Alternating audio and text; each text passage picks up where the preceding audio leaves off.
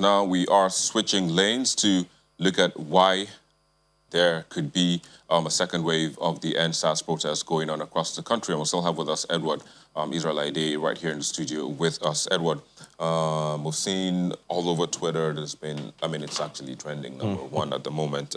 So there are rumors that there would be a second wave, even though the police have said, you know, people shouldn't, even the governor of Kogi State also added his voice to the calls that the second wave shouldn't happen. But why would you think, or perhaps what could be the reason behind the rumor of the second wave of this protest?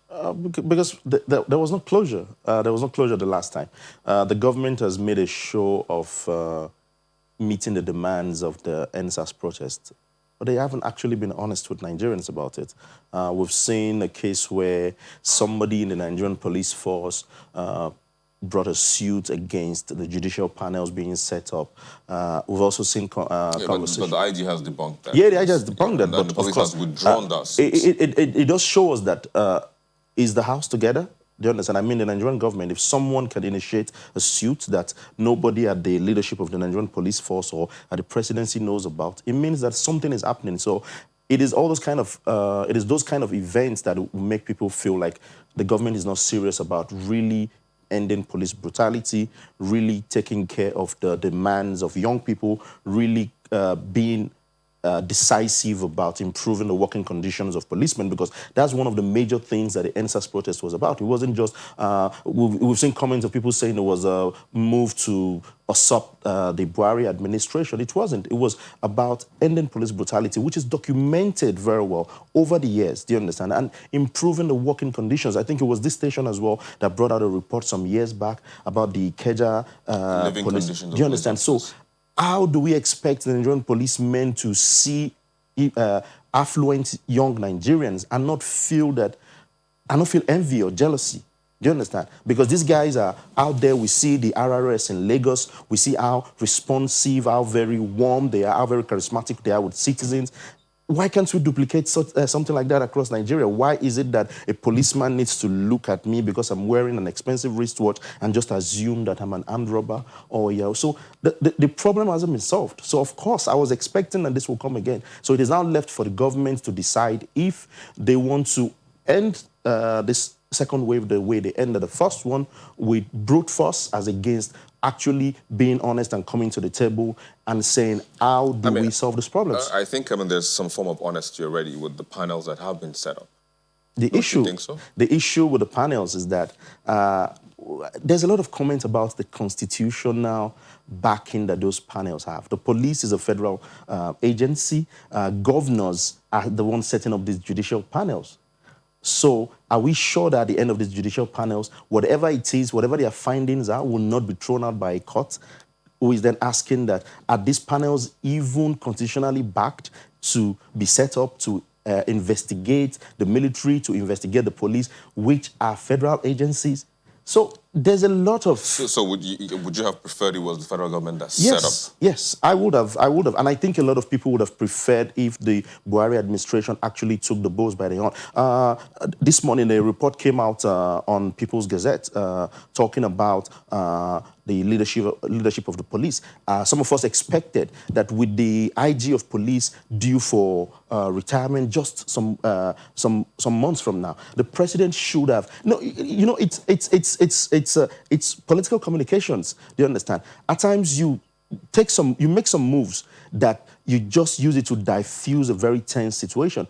If he had told the IG of police to retire then, someone who is just 2 months or 3 months away from retirement, it wouldn't have affected the man, but it would have made a solid statement to Nigerian youths, to the international community, that the president is actually serious about ending issues of police brutality, about ending issues of bad governance, about ending issues of people not trusting the security architecture. Don't you think that will be a dot on the white shirt of the IG if he's asked to retire because of this? Just few months to the end of the retirement? After 35 years of meritorious service? Let's be serious. Let's be serious. If the unit under you is being accused with proof a lot of times of underhand tactics, of torture, of brutality, you need to take the fall for it. Let me bring Demola Adeoko. He's joining us from Abuja via Skype. Demola, it's a pleasure to have you on the program. But quickly, like Edward was just talking about now, there's been, again, reports of a second wave of the EndSARS protests going on around the country. But again, we're trying to find out why we are having this. But in your own estimation, what do you think could be responsible for this second wave? Okay, well, if you ask me, I'm going to be very honest with you. The second wave was definitely going to come. We saw it all coming. It was definitely imminent, and it was inevitable because the government has not shown any form of sincerity in its trying to achieve justice for people who are victims of police brutality. We have also seen how the handling of the panels across the nation has been, especially when we talk about Lagos State. We have seen shreds of intimidation from the setup of the panel, and also recently we also witnessed the police IG who allegedly tried to challenge the legitimacy of the panel that was set up by the federal government, in Lagos State and all of that. And you see, when we see actions like this, it only shows that the government is not acting or is not participating in good faith. And I think the reason the EndSARS protest is going to have a second wave, I think that it was immediately the news broke that the police is trying to challenge legitimacy of the EndSARS panel across the nation. It was at that particular moment that people really got angry and they were ready to go all out again, because it just looks like, on one end, the government is trying to look as if they are serious about doing something about this issue, and then on the other end, it seems like they're just trying to buy time by setting up these panels when they know that the legitimacy can be challenged. And it also shows that the government is not sincere, the government is not serious, and they are not a one house, in the sense that the president cannot set up a panel while the IG of police would be sending, putting up a lawsuit to challenge the legitimacy of the sitting panel, even though he has come out to disregard it and dissociated himself from it. But the fact remains that somebody in the police force actually made that move, and then that says a lot about the commitment of the government into resolving the issue of police brutality in Nigeria. Let's hope that the commitment is genuine moving forward, and let's hope that if the second wave will indeed happen, I hope that it will come in a very peaceful way and not end the way it ended the other time. But I'd have to say thank you, Demola Adeoko, for joining us and sharing your thoughts on the program today. Thank you so much for having me, Victor. You're welcome. Edward, thanks as well for joining us today and sharing your thoughts on this issues that we've discussed today.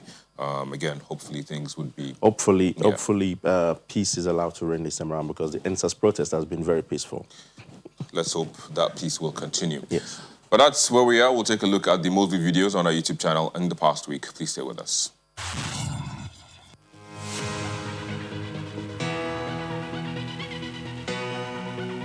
A more mature person won't say make use. Minister of Transportation Rotimi Amechi, reacting to the alleged agitations of the South-South region as the 2023 general elections approaches, starts off this week's most viewed videos in 5th place. Well, I agree with our people that it's important that they recognize some of these things, some of these demands. I'm also saying that we had the opportunity of being president for 6 years. We should have implemented these demands by ourselves. We didn't do it. We didn't implement it. Well, I don't subscribe to the fact that the president shouldn't address them, but I'm saying that the president can't address them under threats. Really needs to be called out. It is followed by the debate on the floor of the UK Parliament on sanctions for Nigeria based on its handling of the EndSARS protest. The UK must never be neutral when it comes to human rights abuses.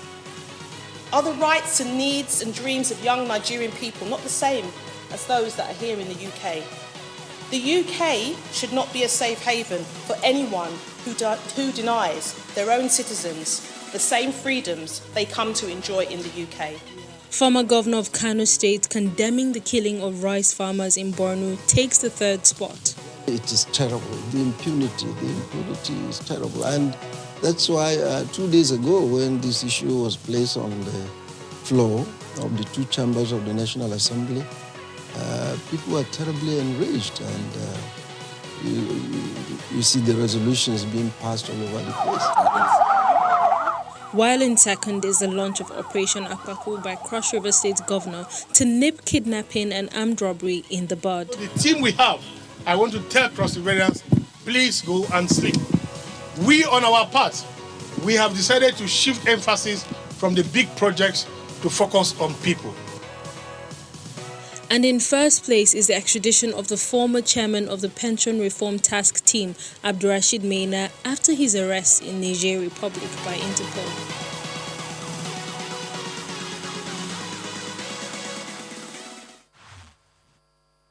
Well, there you go. Those were the most viewed videos on our YouTube channel in the past week. However, if the one you were hoping to see wasn't there, just go to our YouTube channel. It's www.youtube.com/channelsweb.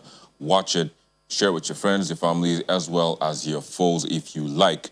And on that note, we'll wrap it up on the show today. Thank you so very much for watching. I'm Victor Matthias.